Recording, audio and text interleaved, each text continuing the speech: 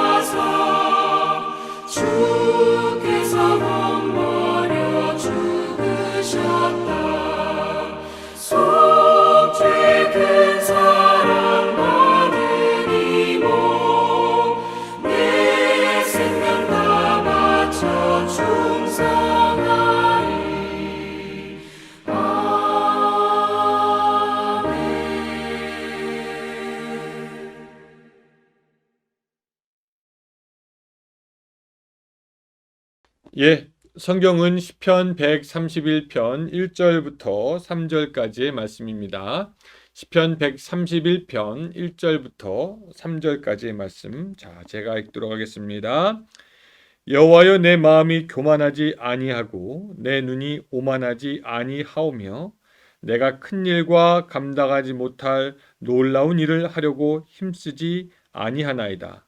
실로 내가 내 영혼으로 고요하고 평온하게 하기를 젖된 아이가 그의 어머니 품에 있음 같게 하였나니 내 영혼이 젖된 아이와 같도다. 이스라엘아, 지금부터 영원까지 여호와를 바랄지어다. 아멘. 우리가 가끔 쓰는 말 중에 개구리 올챙이 시절 생각 못한다라는 그런 말이 있습니다. 옛날에는 신분이나 처지나 환경이나 생활이 어렵고 힘들고 낮았는데 이 시간이 지나서 높은 자리에 올라가게 되었을 때 자기의 예전의 처지를 다 잊어버리고 교만하고 거만하고 어리석게 된 사람을 개구리 올챙이 시절 생각 못한다 이런 말을 씁니다. 아마 여러분들 주위에도 이런 분들이 한 명 혹은 두 명은 있을지도 모르겠습니다. 옛날에 어떻게 살았는지 까맣게 잊어버리고 지금은 교만하게 되어버린 사람이죠. 다윗은 어떻습니까? 그의 형편이나 상황이나 신분이 엄청나게 상승되고 좋아졌습니다. 한낱 목동, 그것도 많은 형들에게 치여서 드러나지도 않았던 그런 목동에서 골리앗을 죽인 장수가 되고 사울 왕의 사위가 되고 그리고 이스라엘을 다스리는 왕이 되었습니다.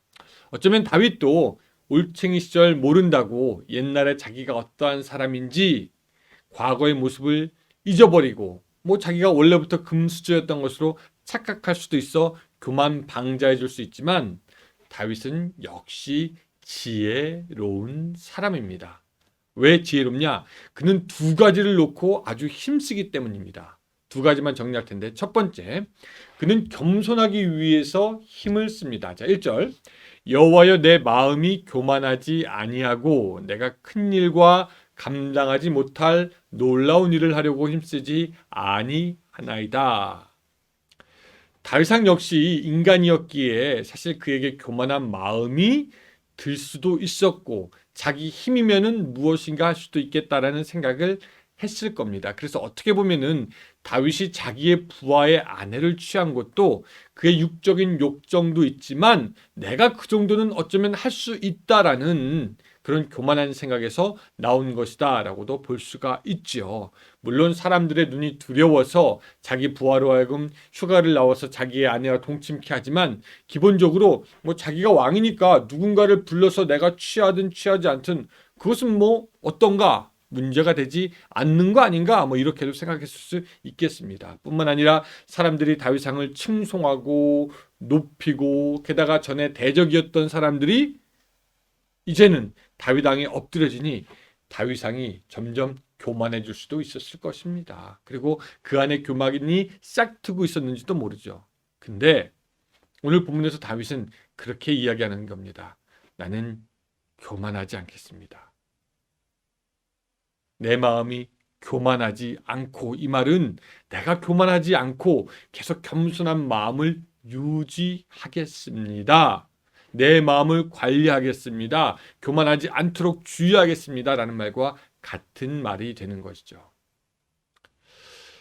그래서 우리가 보게 되는 것은 그가 뭐냐면 그가 감당하지 못할 일을 하려고 힘쓰지 않는다라고 합니다. 여러분, 다윗이 참 큰 일을 많이 했지만 그에게 허락되지 않은 한 가지의 일이 있었는데 그것은 뭐냐면 하나님을 위해서 성전을 짓는 거였습니다. 하나님은 피를 많이 흘린 다윗이 성전 짓는 것을 원치 않으셨죠.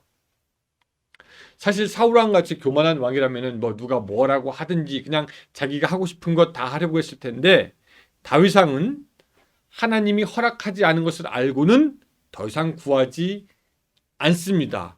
욕심으로 자기가 무엇을 이루려고 하지 않는다는 것이죠.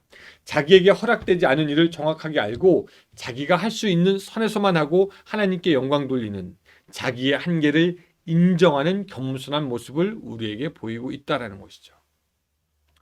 사실 사람은 자기를 과시하기 위해서 자기 업적을 자랑하기 위해서 무엇인가 보이고 싶고 큰 일을 하였다는 것을 알리고 싶어 합니다.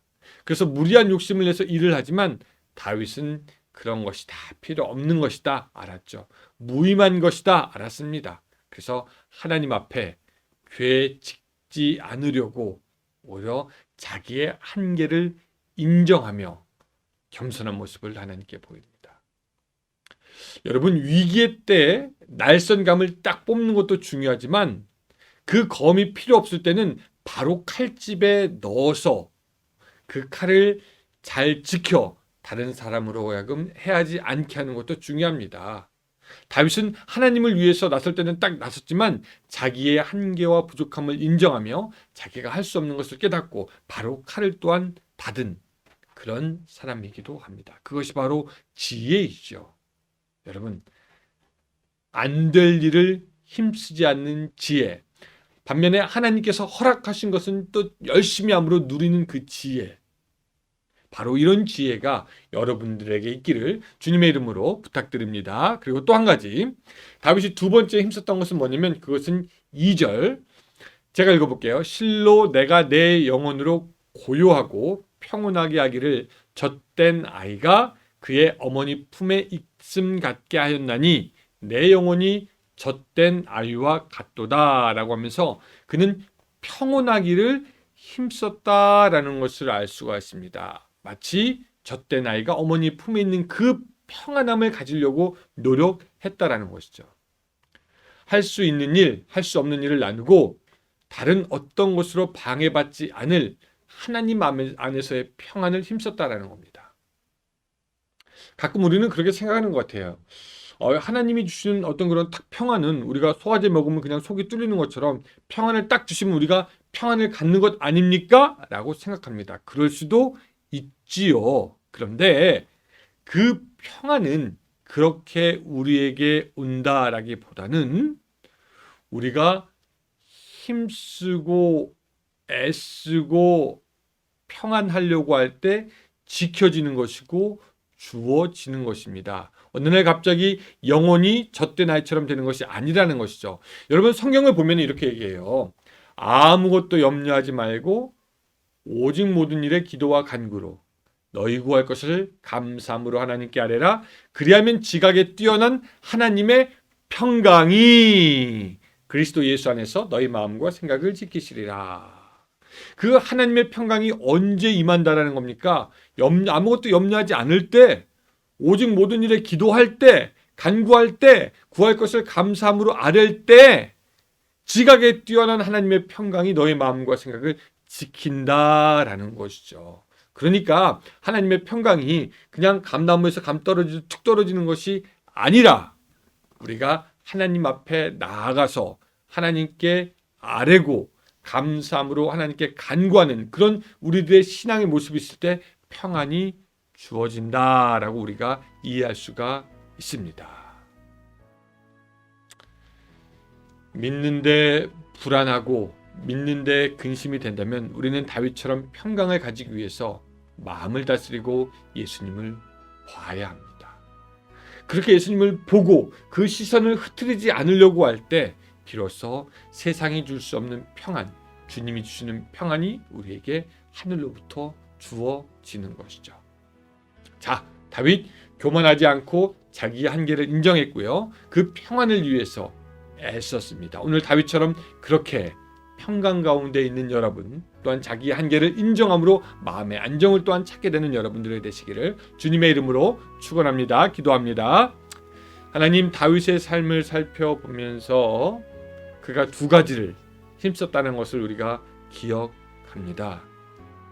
하나님, 우리도 평안을 갖도록 노력할 수 있도록 주여 도와주시고 겸손하지 않도록 겸손하도록 하나님 앞에 기도하겠습니다.